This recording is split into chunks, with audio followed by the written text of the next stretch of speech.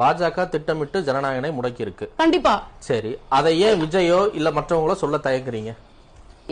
Sir அது வந்து அவங்க வந்து அரசியல் நோக்கத்துக்காக அவங்க வந்து ட்ரை பண்றாங்க. நாங்க எதுக்கும் பயப்பட மாட்டோம். நாங்க வெயிட் பண்ணி நாங்க எப்ப படம் வந்து ரிலீஸ் ஆகுதோ அதை நாங்க பாத்துக்கிறோம். எது ஒண்ணுத்தையும் நாங்க இப்ப இவ்வளவு அழகா ஒரு பட்டியல் போட்டீங்கல்ல, இதை விஜயோ இல்ல தாவேகாவுடைய 2ஆம் கட்ட நிர்வாகிகளோ பாஜக இப்படி எல்லாம் எங்களை நெருக்கடி கொடுத்து முடக்கி இருக்கு அப்படின்னு ஒரு ட்வீட்டோ இல்ல ஒரு பிரஸ் மீட்ல ஒரு வார்த்தையோ ஏன் சொல்லல? எதுக்கு சார் சொல்லணும்? நாங்க தான் வந்து டைரக்டா ஆமா சார் நாங்க தான் டைரக்டா நெருக்கடி நடக்குது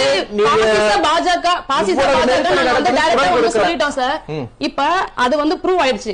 அதாவது நாங்க வந்து அண்டர் பாஜகவோட இல்லன்னு சொல்லிட்டு சொல்றோம். அதையும் மீறி இன்னமும் அவங்க வந்து நாங்க பாஜகவோட கண்ட்ரோல்ல தான் இருக்கோம்.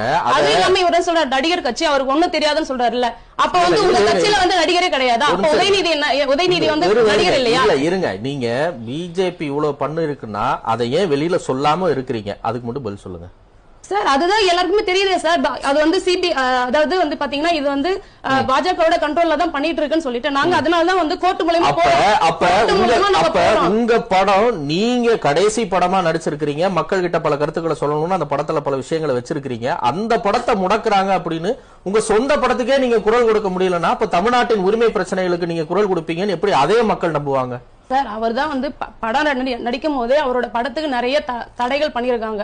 இது வந்து புதுசு கிடையாது. ஓகேங்களா? தலைவாக்கு பண்ணிருக்காங்க. அதே மாதிரி வந்து பாத்தீங்கன்னா காவலனுக்கு பண்ணிருக்காங்க. ஒரு நிமிஷம் சார். காவலனுக்கு பண்ணிருக்காங்க, மெர்சலுக்கு பண்ணிருக்காங்க, சர்க்காருக்கு பண்ணிருக்காங்க. எல்லாத்தையும் நாங்க கடந்துதான் வந்திருக்கோம். அது எங்களுக்கு பழகி போச்சு. ஓகேங்களா? அதே மாதிரி அவர் வந்து என்ன சொன்னாரு, லாஸ்ட் படம் பொதுவாவே வந்து என் படத்துக்கு பிரச்சனை வரும். இப்ப வந்து லாஸ்ட் படம் நான் கட்சி வேற ஆரம்பிச்சுட்டேன். உங்களுக்கு வந்து பிரச்சனை இல்லையா அப்படின்னு நான் கேட்டுட்டு தான் வந்து படத்தையே வந்து நான் முடிச்சு கொடுத்தேன் சொன்னாரு. ஓகேங்களா? ஏதோ ஒன்னத்தையும் நம்ம வந்து பாத்தீங்கன்னா சட்டப்பூர்வமா அணுகணும்னு சொல்லிட்டு அவர் அணுகுறாரு. ஓகேங்களா? எந்த படத்துக்கோ இப்ப மெர்சல் படத்துக்கோ இல்ல எந்த படத்துக்கோ வந்து என் படத்தை நிறுத்திட்டாங்கன்னு அவர் எங்கேயுமே சொல்ல கிடையாது. கரெக்ட். அப்ப வந்து அரசியல் தலைவர் விஜய் கிடையாது. இன்னைக்கு ஒரு கட்சி ஆரம்பிச்சு ஒரு ஹீரோவா இருக்கும்போது எனக்கு வந்து இப்படி பண்றாங்க சொல்லாதவர் ஒரு அரசியல் கட்சி அவர் தொடங்கிட்டாரு.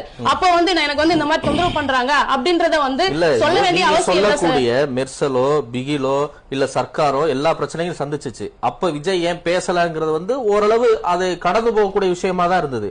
இன்னைக்கு தான் இது விவாத பொருளா மாறி இருக்கு. ஏன்னா அப்ப வெறும் சினிமா நடிகர், அவருக்குள்ள நிர்பந்தத்தை புரிஞ்சுக்க முடியுது. அவரை நம்பி கோடிக்கணக்கில் ப்ரொடியூசர் பணம் போட்டிருப்பாரு, அதனால அவர் அமைதியா இருக்கிறாருன்னு புரிஞ்சுக்கலாம். இன்னைக்கு அவர் அரசியல் தலைவர் ஆயிட்டாருன்னா இந்த கேள்விகளை எதிர்கொண்டுதான் ஆகணும். இப்ப குறைந்தபட்சம் இந்த கேள்விகளுக்கு ரியாக்ட் பண்ணாம தன்னுடைய சொந்த படத்துக்கு குரல் கொடுக்காதவர்கிட்ட மத்த நம்மளுடைய பிரச்சனைகளுக்கு குரல் கொடுப்பாருன்னு தமிழக மக்கள் எப்படி நம்புவாங்க? அந்த கேள்வி கேட்டா என்ன பதில் சொல்லுவீங்க?